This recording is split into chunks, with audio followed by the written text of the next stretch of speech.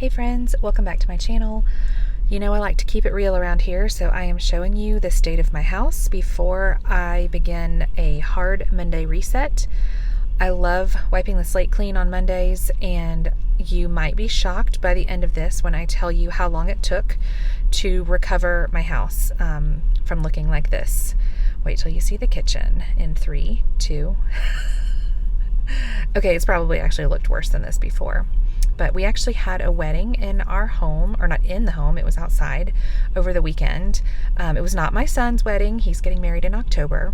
But it was such a joy and a pleasure to open up our home and our farm to this small wedding. It was beautiful. But now it's time to recover because it's all crazy. I am way behind on laundry. So I decided to start in my bedroom, and then the kitchen is going to be last. I had some laundry to catch up on, clean laundry. Not a whole lot. You guys have seen my entire bed covered in clean laundry before, and this did not take very long at all. I've kind of gotten in the habit of putting some things away as I fold it, going ahead and putting rags away and kitchen towels and my youngest son's clothes, which stay in my closet. And then I wanted to go ahead, I don't know about you, but on days like this, my mind is racing because there are so many things that you can have working for you while you're doing other things, like getting the washing machine going, as well as the dryer if there's already some clothes that can be moved over, and same with the dishwasher. So there were a few times that I had to okay, stop, focus. The mudroom it's almost always a disaster. I mean, it's where we process milk. It's where we store our clean jars. So we have become a shoe-free inside the home family. And so boots have to stay in the laundry room because they will not fit in our shoe cabinet, which I will show you toward the end of this video. I got it on Amazon. It's beautiful in my opinion. It's very slim. It doesn't take up a lot of space. We found the perfect place for it. And it fits the majority of our shoes. I pretty much told everyone because we still have 8 people living in our house right now. 6 of our children are still at home, and then my husband and I. And so I told everyone they could probably keep their 2 most recently worn shoes in the shoe cabinet. But I will show you that in a minute. Then when it comes to the kitchen, when it's a total disaster and there's stuff everywhere that doesn't belong, I try to clear the island first, get everything that needs to be washed over by the sink, and then just kind of start working my way around. So then I started over by the fridge and ice maker. I paused for just a second to transfer the rest of this macaroni into a foil pan that I was going to put in the fridge that we will have with our burgers later tonight. A family friend passed away, and the funeral was yesterday, and then the burial and big family meal was today, and I was just helping with a small part of that. All right, my next step is to go ahead and put away everything that is already clean. Really, we went to bed Saturday night with the kitchen and most of the house completely clean after the wedding and after everyone had left. It was wonderful. Somehow, in those 24 hours between Saturday night and Sunday night, or I guess Monday morning, we trashed the place again. I guess that's just life with a big family. But Zoe is on dishes this week, and I don't ever want my kids to have to stay up late to finish up dishes if they got behind. So I almost always say, don't worry about it, we'll do it tomorrow. And a lot of times I will try to go ahead and take care of a good bit of that for them, just because it's nice to have a pleasant surprise, wake up and, oh my goodness, someone did the dishes in my sleep. Now the fun begins. I am unloading the dishwasher, and then I will start washing the dirty stuff. I absolutely love Mondays at home, full days at home when I don't have to go anywhere. And I actually did have to go somewhere this morning. This particular morning, I drove that food to the family's house. So I didn't get started with all of this until after 12:30. And I actually started the stopwatch on my phone because I was curious, how long is it going to take me to get all of this done?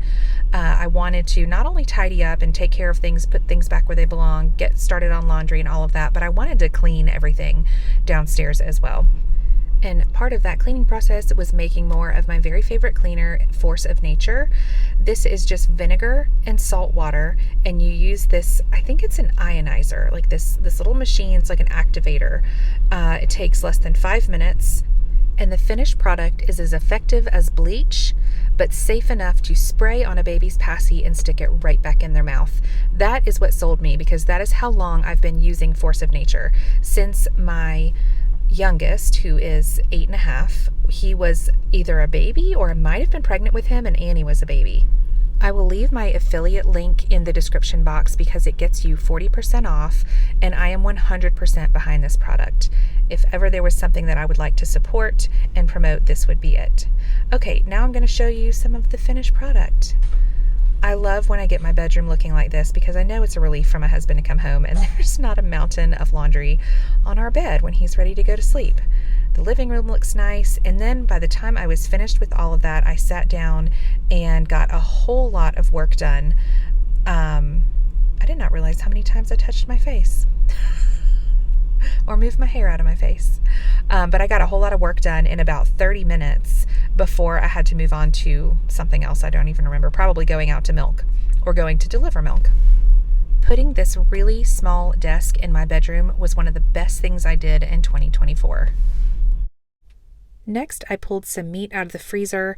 We are getting down to the last bits of meat in the freezer. I will show you that in just a minute. But I had 6 bone-in pork chops that I was defrosting in a bag in some lukewarm water in the laundry room. And then I had a super small pork tenderloin from the half pig we bought from a local farmer, as well as a pack of 4 pork tenderloins from Sam's. Now let's see what the rest of the freezer is looking like. Just as a reminder, I am working our way to empty this freezer so I can defrost it and have it ready to go when we get the meat from the butcher, from the cow that we just sent to the butcher this past weekend. This is some homemade mozzarella cheese. There was 2 packages of bacon. This is a tray of chicken thighs, and there are 2-gallon bags of homemade banana muffins. In this bin, what is left is 2 packages of sausage links, a package of either venison or ground beef, I'm not entirely sure, some store-bought ground pork, and some ham hocks, which, to be perfectly honest, I've never used before, so I'll be using these sometime soon as we get to the end of the freezer. This bin is empty. That feels like a victory. Down here, we have some random bits of animals.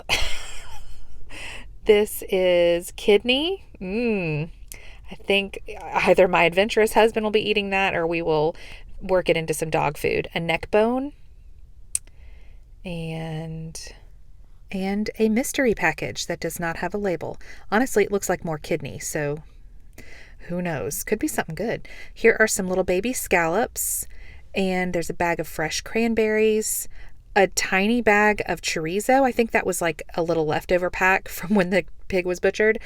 Here we have a 2-pound bag of ground beef. There is a gallon bag of chicken breasts, as well as a little bag with a couple of chicken breasts under it. And here are some frozen grapes that Amaris snuck into this bin, clearly saving for later. Large family problems. Down here we have several quart bags of peaches from last year, as well as 2-gallon bags of fresh tomatoes, frozen tomatoes from the garden. There's about half a bag of meatballs left in this bag, and the rest of these shelves are completely clear. My goal is to haul this freezer out back in the next 3 days to let it defrost. Here is our smaller upright freezer. We've got lots of random things. This freezer is still awfully full. On the top shelf here, we have a couple of quart bags of sliced peppers. There is a gallon bag with veggie scraps in it for the next time that I make chicken stock. There's frozen pesto and I think a few other things that I can't see. Oh, some frozen ginger as well. Down here, we have a bag of mixed vegetables, more frozen pesto, some frozen celery back there. And then down here, we've got frozen buttermilk in my super cubes, a few different types of frozen fruit. In fact, I think I'm going to use these mixed berries to make a mixed berry cobbler for dessert on Friday night. On this shelf, we have quite a bit more peaches, as well as some of my Chinese noodle beans and the ice cream maker insert for my KitchenAid. Last but not least, on this shelf, I have some frozen waffle bits that I'm going to use to make like a McGriddle casserole. I'm going to film that one because I think it's going to be really good. Some frozen blueberries, some leaf lard from the pig that we butchered, and a little bit of frozen broccoli in the back. For supper with our pork tonight, I opened 2 quart jars of home canned sweet potatoes. Actually, I think it was 3. I seasoned them with potato slayer seasoning and I stuck them in the oven on pretty high heat, like 425, for about 30 minutes. They ended up being quite mushy, like baby food. Or honestly, I really could have made sweet potato casserole out of them because they were delicious. The texture was perfect, but we still ate them. Well, most of us ate them. Charlie, my 8-year-old, asked if he could eat 2 whole raw carrots instead of mushy sweet potatoes, and I said, sure, why not? For tonight's meat, I decided to make the 6 bone-in pork chops as well as the little bitty pork tenderloin from the pig that we harvested. I just sliced it up into medallions, seasoned everything with salt, pepper, and a little bit of garlic, and pan-seared them. Everything was really good. I prefer the pork tenderloin. I'm not a big fan of bone-in meat, but everyone really enjoyed it. And that was dinner. Thanks for watching.